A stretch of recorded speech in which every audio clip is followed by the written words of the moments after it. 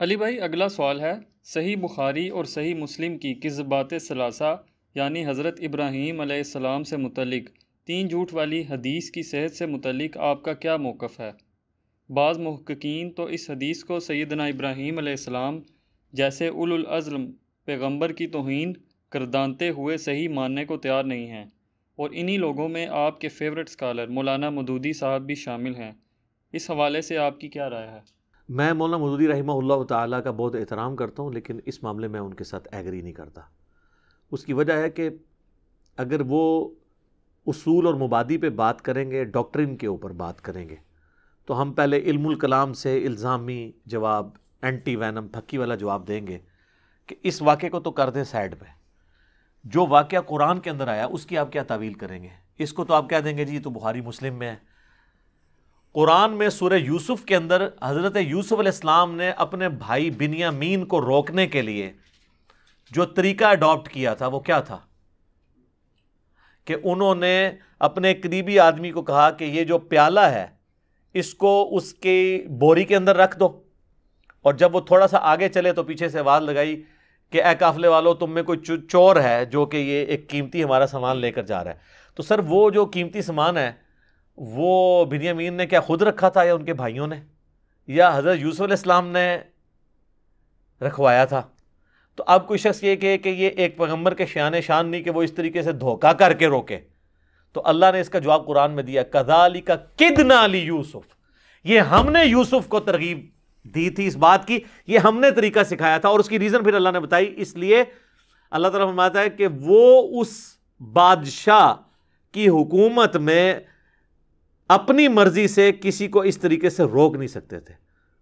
سر سلام ہے، میں کہتا ہوں جی وہ جیسی بھی حکومت تھی، انصاف ایسا تھا کہ ملک کا سب سے اہم ترین بندہ وزیر خزانہ بھی کسی کو روک نہیں سکتا تھا، انصاف تھا، جوڈیشری آزاد تھی۔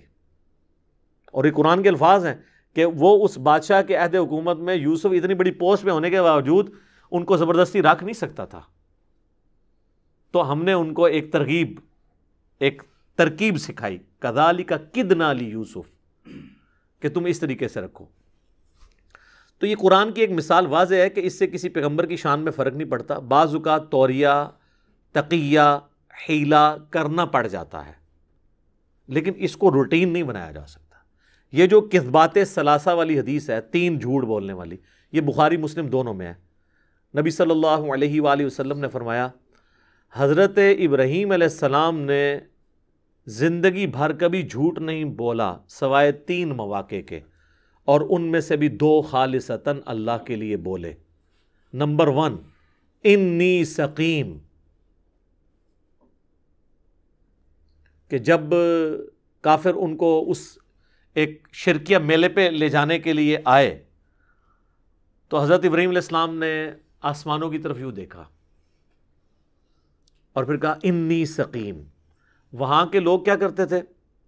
وہ سمجھتے تھے کہ یہ جس طرح آج کل کہتے ہیں نا میرے ستارے گردش میں ہیں، وہ سمجھتے تھے پریشانیوں کا سبب ستارے ہیں۔ تو حضرت ابراہیم علیہ السلام نے انہی کی نقل اتاری، یہ آسمانوں کی طرف دیکھا اور کہا انی سقیم، میں تو بیمار ہوں۔ اچھا، یہ انہوں نے توریہ کیا تھا۔ توریہ اس جھوٹ کو کہتے ہیں جو جھوٹ نہیں ہوتا۔ اس سٹیٹمنٹ کی دو معنی ہوتے ہیں، سننے والے کو اور سمجھ آتا ہے، اور جو کہہ رہا ہوتا ہے وہ اس نیت سے نہیں کہہ رہا ہوتا۔ اس کی مثال آپ کو دوسری مثال سے سمجھ آئے گی۔ جب حضرت ابراہیم علیہ السلام نے بتوں کو توڑ دیا تھا تو اینڈ پہ ایک بڑے بت کو باقی رکھا، سورۃ الانبیاء میں آتا ہے، اور اس کے کندھے کے اوپر انہوں نے کلہاڑا رکھا۔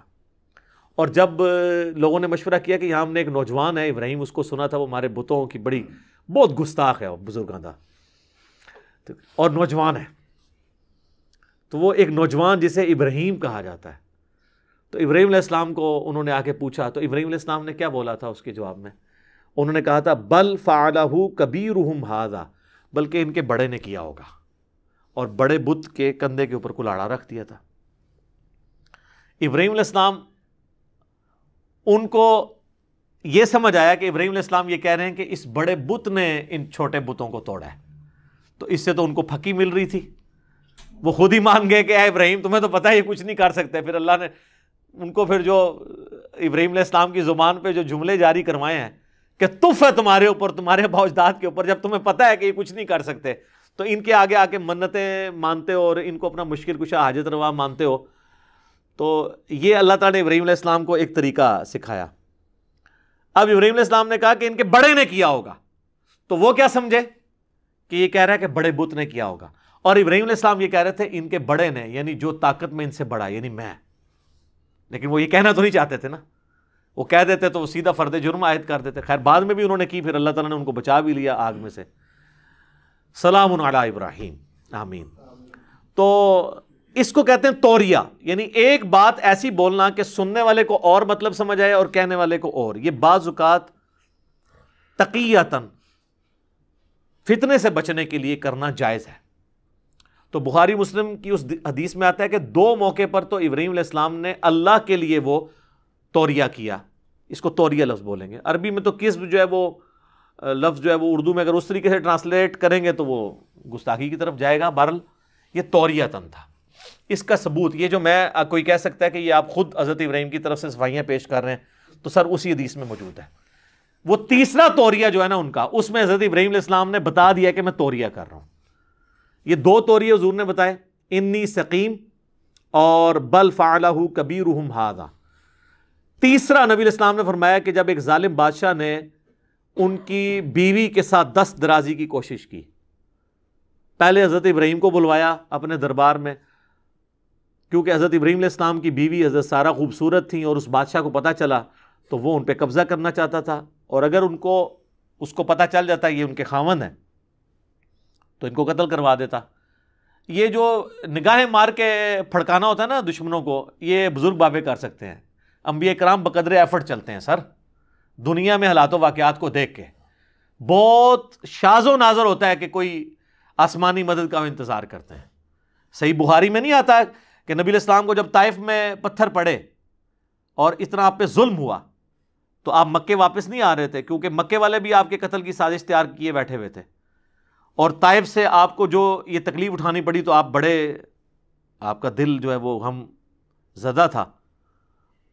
اور آپ کو جب خبر پہنچی کہ آپ مکے میں آئیں گے تو آپ کے ساتھ یہ کریں گے, تو نبی علیہ السلام نے مکے میں اپنے جاننے والوں کو بھیجا کہ مکے کا کوئی ایک ڈومیننٹ بندہ میری گارنٹی لے کہ میرے اوپر اس طریقے سے کوئی اٹیک نہیں کرے گا تو میں مکے میں واپس آؤں گا.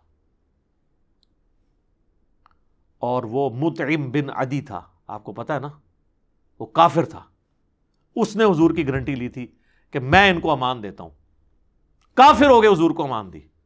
اور بخاری کے الفاظ ہیں, غزوہ بدر کے موقع پر جب وہ قیدی آئے نا, حضور نے فرمایا آج مطعم زندہ ہوتا نا مجھے کہتا میں سارے قیدیوں کو چھوڑ دیتا. اس نے میری اس وقت مدد کی تھی. تو اب آپ کہتے عبد القادر جیلانی نے انج کیتا تھا انج ہو گیا. کنج نہیں ہوتا, سارے بزرگ کٹھے کر لو, یوٹیوب تو حضور دی گستاخانہ ویڈیو ڈیلیٹ کرا کے دسو, ورنہ میری بزرگی تے لعنت اگر میں بزرگ ہاں اور میں گستاخانہ ویڈیو حضور کی شان میں جو ہے وہ ڈیلیٹ نہیں کروا سک رہا. دنیا بقدر ایفٹ ہے. تو حضرت ابراہیم علیہ السلام نے کہا, اپنی بیوی کو آگے کہا پھر کہ دیکھ میں نے اسے یہ بتایا تو میری بہن ہے, میں نے نہیں بتایا کہ تو میری بیوی ہے ورنہ مجھے قتل کروا دیتا. اور یہ جو میں نے بہن کہا اس لیے کہ اس وقت روئے عرض پہ تو اور میں ہی مسلمان ہے, تو اسلام کے رشتے میں تو میری بہن ہے. تو یہ ہو گیا توریہ. ٹھیک ہے, یہ حضرت ابراہیم نے خود بریف کیا کہ یہ جو جھوٹ ہے نا یہ توریہ ہے. اس کو کیا سمجھ آیا, حقیقی بہن. اور ادھر حضرت سارہ کو حضرت ابراہیم نے خود آ کے کہا کہ میں نے اس کو بتایا تم میری بہن ہو, اور یہ میں نے اس لیے بتایا کہ اسلام کے رشتے میں تو تم میری بہن ہو. وہ اسلام کے رشتے میں تو بہن ہے تھی نا, لیکن حقیقتاً تو بیوی تھی نا. آج کوئی اپنی بیوی کو کہنا ہی میری بہن ہے تو پتہ چل جائے گا اسے. تو وہ حضرت ابراہیم نے پورا سمجھایا کہ بھی اگر تم سے بھی پوچھے نا تو تم نے یہ کہنا یہ میرا بھائی ہے, اسلامی بھائی, اسلامی بہن. خیر وہ گئی تو اس نے حضرت سارہ کی طرف ہاتھ بڑھانا شروع کیا. یہاں پہ حضرت ابراہیم علیہ السلام نے نماز نیت کر لی کہ میری بیوی کے ساتھ کوئی برا عمل نہ کرے. ہاتھ ایک دفعہ آگے کیا تو اس کا ہاتھ ہی شل ہو گیا, اس کے اوپر جو ہے وہ فالج کا اٹیک ہو گیا. اس نے چیخیں مارنی شروع کر دی, پاؤں مارنا شروع کر دیا زور زور سے زمین پہ, زبان بھی گنگ ہو گئی. اور حضرت سارہ سے کہا کہ اللہ کے حضور میرے لیے دعا کرو، تو انہوں نے دعا کی تو وہ ٹل گیا۔ دوسری بار پھر اس نے یہ حرکت کی، پھر اس پہ یہی ہوا، تیسری دفعہ بھی ہوا، پھر انہوں نے کہا جی بھائی جی لے جاؤ انہوں نے، ٹھیک ہے۔ اور پھر اس نے کہا حضرت سارہ کو اس نے اپنی لونڈی پڑی جو اس کی قریبی لونڈی تھی وہ گفٹ کر دی کہ یہ آپ کی خدمت کرے گی، اور وہ تھی ہاجر۔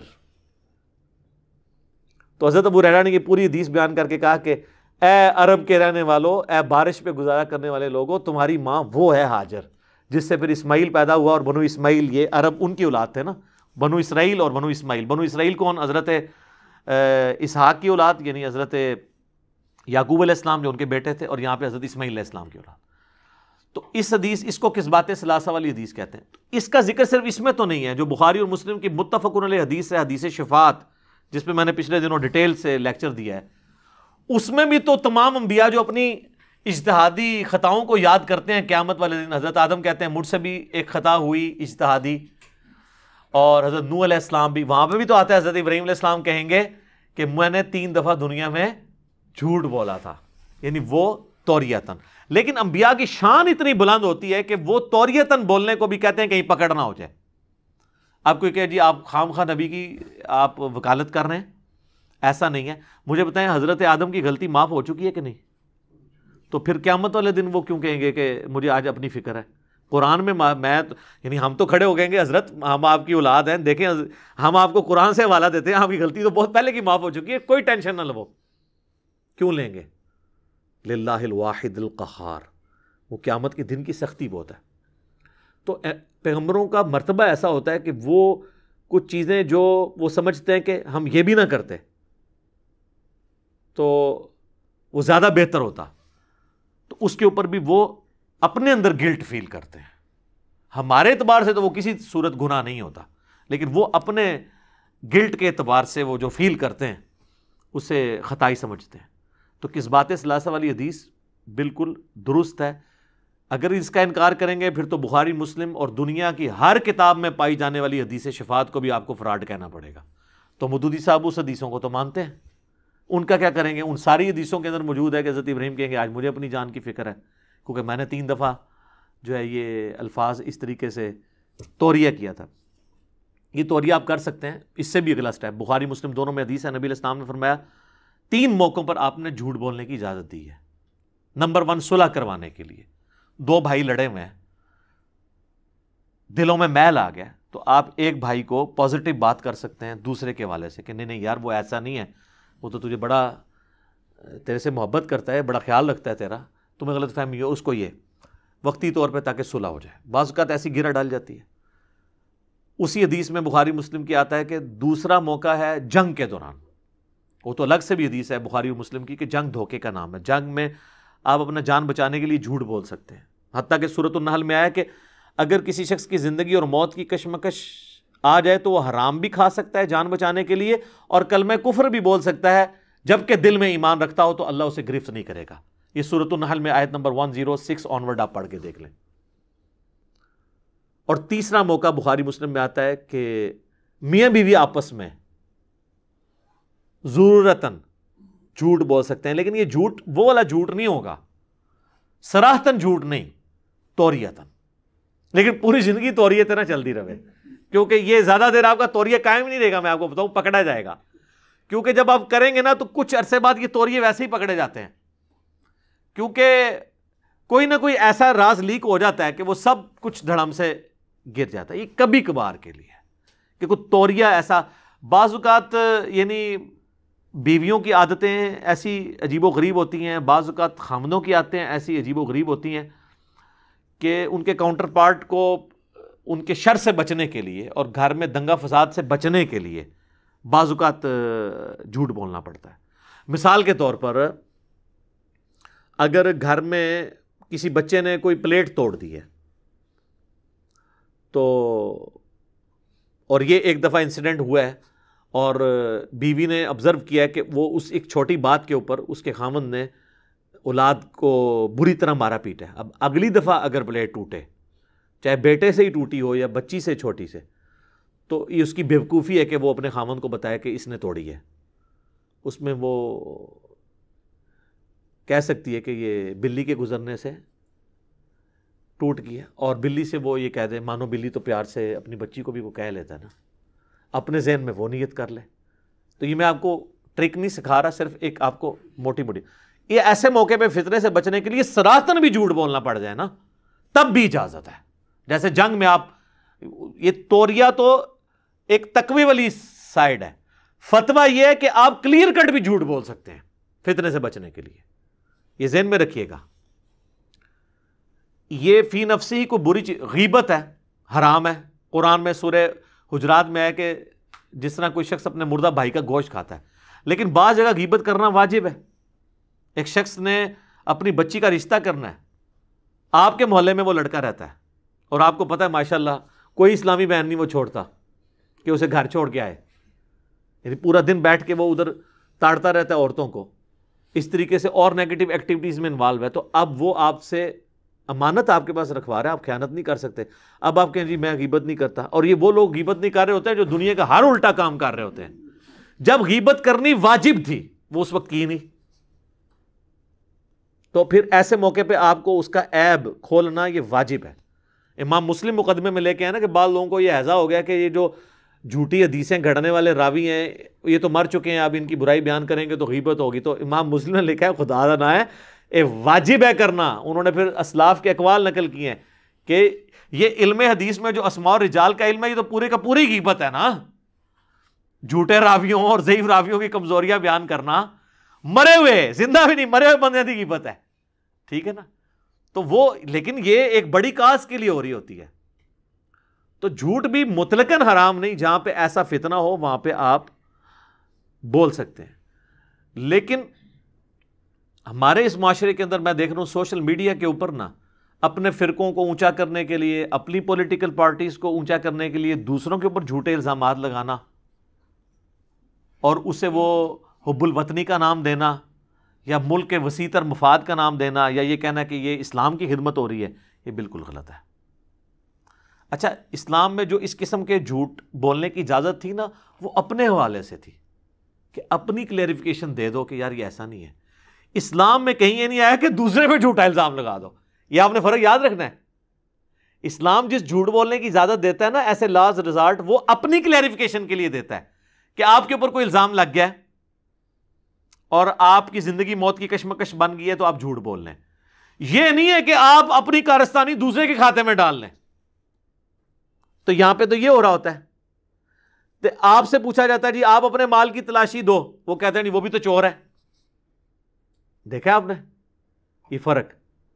اس کا یہ ہونا چاہیے کہ وہ اپنی کوئی جسٹیفیکیشن دے، کوئی لولی لنگڑی کوئی اپنی کوئی منی اسٹیٹمنٹ جمع کروا دے، کوئی ادھر سے کر کے اپنی جان چھڑائے، بجائے یہ کہنے کے جی وہ بھی چور تھا میں بھی چور. یہ تو بات غلط ہے. تو یہ یاد رکھیے گا جھوٹ کسی کے بارے میں نہیں بول سکتے. سوشل میڈیا کے اوپر ہزاروں ایسے پیجز ہیں جو پروپیگنڈے کے نام کے اوپر پازیٹیو پروپیگنڈا کر رہے ہیں، لوگوں کو بدنام کرتے ہیں، ان پہ جھوٹے الزامات لگاتے ہیں، آؤٹ آف کنٹیکسٹ ان کی ویڈیوز اپلوڈ کرتے ہیں اور آؤٹ آف کنٹیکسٹ ان کے بارے میں خبریں لگواتے ہیں تاکہ لوگوں کے دل میں ان کے لیے نفرت آئے. تو اس طرح کا جھوٹ آپ قطعاً نہیں بول سکتے، ٹھیک ہے. اور اس کو یہ کہنا اینڈ پہ جا کے جی محبت اور جنگ میں ہر چیز جائز ہے، یہ بھی بالکل فراڈ ہے. محبت اور جنگ میں ہر چیز جائز نہیں ہے، وہی کچھ جائز ہے جو جائز ہے. جنگ دھوکے کا نام ہے، اس کا مطلب یہ ہے کہ جنگ کے دوران زندگی موت کی کشمکش میں آپ جھوٹ بول سکتے ہیں. جنگ دھوکے کا نام کا یہ مطلب نہیں کہ آپ نے دشمن سے پیس ٹریٹی کی ہوئی ہے اور اوپر سے آپ پیس ٹریٹی کریں اور اندر سے گریلا وار شروع کر دیں، یہ حرام ہے. اس کے اوپر میرا الگ سے کلپ ریکارڈڈ ہے، محبت اور جنگ میں کیا سب کچھ جائز ہے. تو میں نے کتنی احادیث پیش کی ہیں کہ نبی علیہ السلام نے اس طرح کے جو ٹریٹیز ہیں ان کی پاسداری کی ہے، کبھی دھوکہ نہیں دیا. اور بعد میں بھی صحابہ کرام نے جب کوئی ایسی چیز دیکھی ہے تو وہ فوراً کہتے تھے کہ بھئی دشمن سے بھی جو معاہدہ ہے نا وہ آپ نے معاہدہ پورا کرنا ہے، معاہدے میں آپ دھوکہ نہیں کر سکتے. ہاں جب جنگ شروع ہو جائے، اس شروع ہونے کے دوران کوئی شخص جان بچانے کے لیے جھوٹ بولتا ہے وہ اور چیز ہے. ویسے نہیں آپ کر سکتے کہ اوپر سے دوستی کا ہاتھ اور پیچھے چھرا گھوم دیں، اس طرح نہیں ہو سکتا. تو یہ میں ساری باتیں ساتھ ساتھ اس لیے کلیئر کرتا ہوں تاکہ یہ کلیئر ہو جائے. اسی کو تقیہ بھی کہا گیا ہے کہ ڈر کی وجہ سے آپ کریں، جو سورہ آل عمران میں آتا ہے کہ اللہ تعالیٰ نے اجازت دی ہے کہ دشمنوں سے بچاؤ کے لیے آپ ان کے ساتھ دوستی رکھ سکتے ہو تقیتاً. تقاہ کے لفظ اس میں موجود ہیں. جس طرح ہمیں بعض اوقات ہمارے حکمرانوں کو کرنا پڑتا ہے. ان کو بھی پتہ ہوتا ہے کون کون سے ملک دشمن ملک ہیں، لیکن ان ملکوں کے ساتھ بنا کے رکھنی پڑتی ہے، وہ بھی تقیۃً ہے. لیکن پورے کا پورا دین تقیہ بنا دینا جس طرح بعض غالی شیعہ کی طرف سے کیا جاتا ہے، وہ بالکل غلط ہے. یہ کبھی کبھار یہ موقع ہے، آپ کر سکتے ہیں جان بچانے کے لیے، پوری زندگی اس سے عبارت نہیں کی جا سکتی، یہ ذہن میں رکھیے گا. تو کس بات ثلاثہ والی حدیث بالکل ٹھیک ہے. ٹھیک ہوگا جی.